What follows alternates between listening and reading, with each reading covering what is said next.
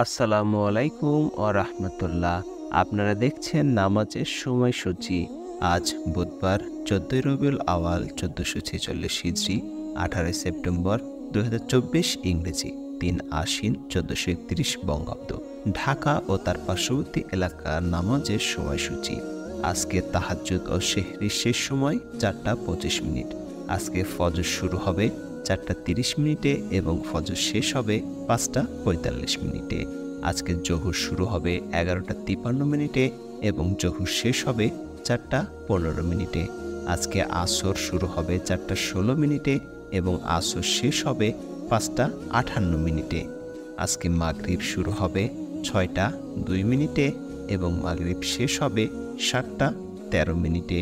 আজকে এশা শুরু হবে ৭টা ১৪ মিনিটে এবং এশা শেষ হবে ৪টা ২৫ মিনিটে।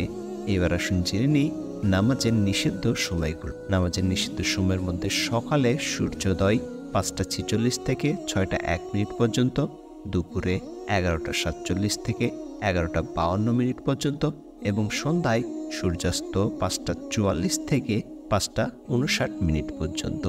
এই ছিল ঢাকা ও তার পার্শ্ববর্তী এলাকার নামাজের সময়সূচি। এবার জেনে নিন বিভাগীয় শহরের জন্য উল্লেখিত সময়ের সঙ্গে যেসব বিভাগের সময় যোগ ও বিয়োগ করতে হবে।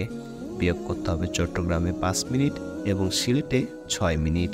যোগ করতে হবে খুলনায় ৩ মিনিট, রাজশাহীতে ৭ মিনিট, রংপুরে ৮ মিনিট এবং বরিশালে ১ মিনিট।